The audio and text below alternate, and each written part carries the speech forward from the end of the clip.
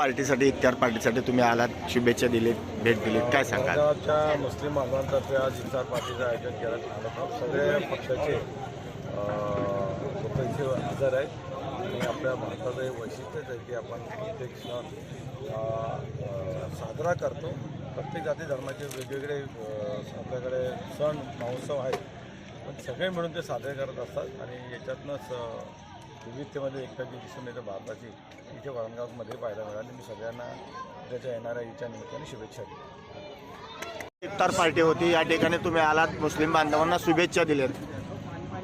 आज वरणगावातील मुस्लिम बांधवांच्या वतीनं शेवटचा रोजा आणि इफ्तार पार्टीचं आयोजन करण्यात आलं होतं. वरणगावामध्ये परंपरा आहे, इफ्तार पार्टी असेल, त्यानंतर ईद मिलनचा कार्यक्रम असेल, तसेच इतर सर्व कार्यक्रम सर्व हिंदू मुस्लिम बांधव वरणगावच्या परंपरेप्रमाणे एकोप्याने साजरे करतात.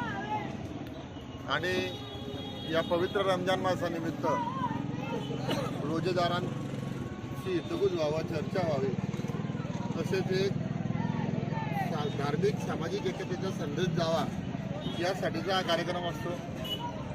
या कार्यक्रमाला या राज्याचे सन्माननीय मंत्री महोदय सावकारे साहेब, सर्व पक्षांचे पदाधिकारी, आमच्या शिवसेनेचे सर्व पदाधिकारी, शहरातील सर्व मुस्लिम समाजाचे नेते, नंतर अंडर्स फॅक्टरी वरणगावचे GM साहेब, त्याचबरोबर पंचक्रोशीतील सर्व हिंदू मुस्लिम बांधव उपस्थित होते.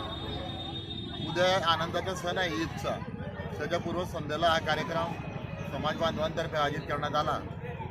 त्याबद्दल मी त्यांचे आभार व्यक्त करतो आणि सर्व समाज बांधवांना येणाऱ्या उद्या ईदसाठी माझ्या शिवसेना परिवाराच्या वतीने खूप खूप शुभेच्छा देतो. सर, 2 दिवसापूर्वी पण पार्टी झाली होती, अशी इफ्तार पार्टी, तुम्ही त्या ठिकाणी नव्हता, आज या ठिकाणी आहात, काय सांगाल सर? मी 2 दिवसापूर्वीच्या इफ्तार पार्टीला नव्हतो, म्हणजे आम्हाला खरं सांगायचं तर इथले बरेच मंडळी नव्हते जे आज इथे आहेत. तो कार्यक्रम काय होता काय नाही, पण माझी सौभाग्यवती नगरसेविका असल्यामुळे तिला आमंत्रण होतं, पण मी या शिवसेनेचा जिल्हाप्रमुख असूनही वरणगावामध्ये कार्यकर्ता आहे मी एक, तर मला आमंत्रण तिथलं नव्हतं, त्यामुळे मी जाऊ शकलो नाही. बिना आमंत्रणाने कसं जाणार? परंतु मनात कुठेतरी वाटत होतं की एक हिंदू मुस्लिम एकतेचा कार्यक्रम आहे, समाज एकोप्याचा कार्यक्रम आहे आणि आपल्याबरोबर जे वर्षभर मुस्लिम बांधव राहतात, काम करतात, त्यांना कुठेतरी शुभेच्छा देण्याचा कार्यक्रम आहे, त्यांच्यासोबत राहण्याचा कार्यक्रम आहे. त्याचं दुःख झालं जरूर, परंतु आता सध्या वरणगावमध्ये हेच चाललं आहे. नगरपालिकेचा मला वाटतं तो कार्यक्रम होता, कारण माझ्या सौभाग्यवतींना, माझ्यासोबत असलेले सगळे नगरसेवक बंधूंना, आमचे ज्येष्ठ नगरसेवक राजूभाऊ असतील, विनोदजी असतील, त्यांना सर्वांना आमंत्रित केलं होतं. माझ्या सौभाग्यवतीला सुद्धा आमंत्रित केलं होतं, परंतु माझ्या माहितीप्रमाणे मला जो माहिती मिळाली त्यात कुठल्याच पदाधिकारी नव्हते.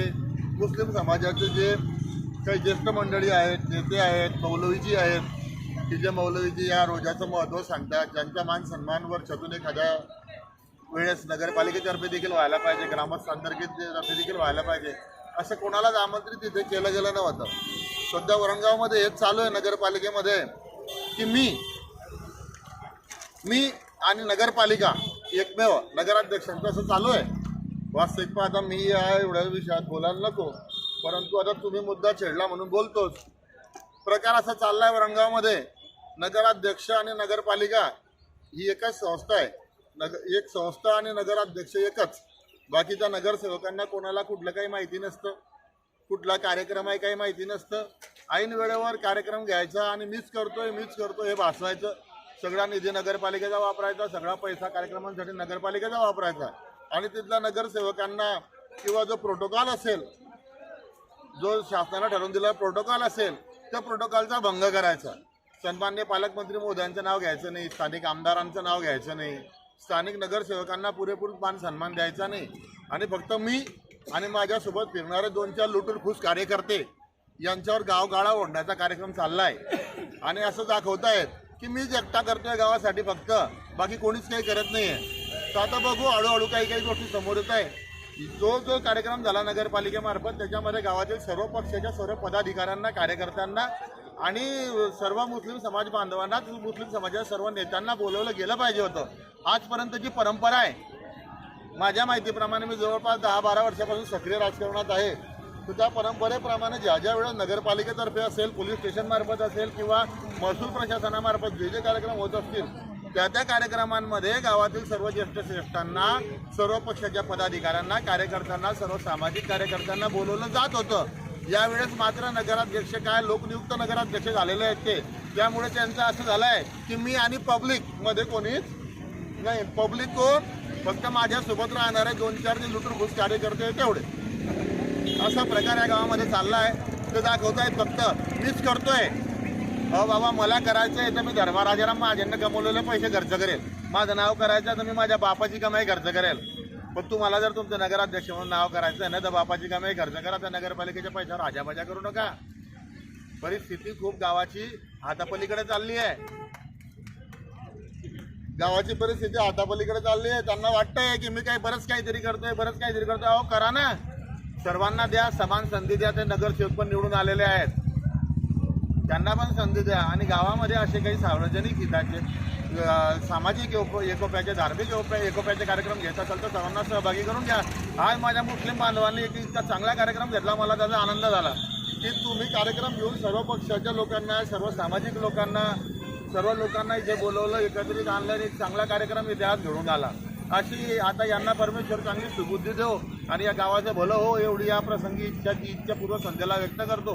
आणि पुनश्च एकदा सर्व माझ्या मुस्लिम बांधवांना वरणगाव शहराचा, परिसरातील, जिल्ह्यातील या ईद निमित्त खूप खूप शुभेच्छा देतो. माझ्या वतीनं, सन्माननीय नामदार एकनाथजी शिंदे साहेबांच्या वतीनं, सन्माननीय पालकमंत्री गुलाबरावजी पाटील साहेबांच्या वतीनं, माझे राजकीय गुरु माननीय आमदार चंद्रकांत भाऊ पाटील, तसेच माझे वरणगाव परिसरातील सर्व पदाधिकारी, कार्यकर्ते आणि वरणगाववासियांच्या वतीनं सर्वांना इच्छा खूप खूप शुभेच्छा देतो आणि थांबतो. जय हिंद, जय महाराष्ट्र. हा घ्या ना, नाना. जळगाव जिल्ह्याच्या या वरणगाव शहरामध्ये, वरणगावच्या हिंदू मुस्लिम एकात्मता असलेल्या या शहरामध्ये आज वरणगावच्या मुस्लिम समाजाच्या वतीने दर वर्षाप्रमाणे रोजा अफ्तार कार्यक्रम ठेवण्यात आलेला आहे.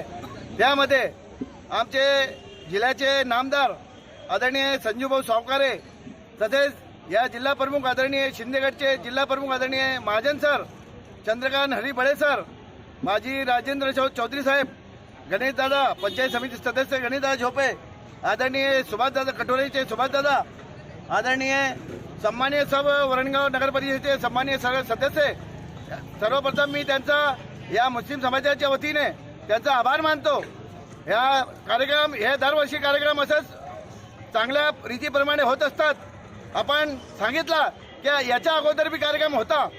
ते कार्यक्रम तुम्हाला एक हकीकत सांगत असतो की आम्ही योगायोगाने जळगावला जात होते. आमच्या संघात काही नगरसेवक पण होते. 5 वाजून म्हणजे रोजा 6 वाजून 47 मिनिटं वळत होता आणि 5:45-6 नगरसेवकाला आमच्या गाडीमध्ये फोन आला की याच्यासाठी रोजा अफ्तारसाठी. हे बघा तुम्ही, हे प्रायव्हेट फॅक्टरी कशी चालू आहे. प्रायव्हेट फॅक्टरी चालू कशी आहे की जे नगरसेवक त्यांना पण माहिती नव्हता की आज रोजा अफ्तारीचा कार्यक्रम नगरपालिकेने ठेवलेले आहे. तुम्हाला माहिती असेल, तुम्ही पत्रकार आहे, की दरवर्षी वरणगाव पोलीस स्टेशन आणि नगरपालिका यांच्या मार्फत दरवर्षी वरणगावमध्ये कार्यक्रम होत असतात. पण मी या कार्यक्रमामध्ये आले सर्वांचे मी आभार मानतो. असाच कार्यक्रम दरवर्षी होणार आहे एवढी मी तुम्हाला खात्री देतो. जय हिंद, जय महाराष्ट्र. या ठिकाणी मुस्लिम समाजाच्या वतीने इफ्तार पार्टीचं आयोजन करण्यात आलं, ज्यामध्ये प्रामुख्याने आपल्या महाराष्ट्र राज्याचे मंत्री महोदय, वस्त्रोद्योग मंत्री माननीय नामदार संजूभाऊ सावकारे, तसेच विविध राजकीय पक्षीय पदाधिकारी उपस्थित होते. आणि सोबतच आपल्या ऑर्डन्स फॅक्टरीचे GM साहेब ते पण या ठिकाणी आलेले होते. हिंदू मुस्लिम ऐक्याचा संदेश वरणगाववासियांनी या ठिकाणी दिला. नक्कीच भारताची संस्कृती जी आहे सर्वांना सोबत घेऊन चालणे आणि आपल्या देशाला संघटित करणे हा संदेश या ठिकाणी आपल्या वरणगाववासियांच्या वतीने देण्यात आला. त्याबद्दल सर्व समाज बांधवांचं मी मनपूर्वक अभिनंदन व आभार मानतो. धन्यवाद.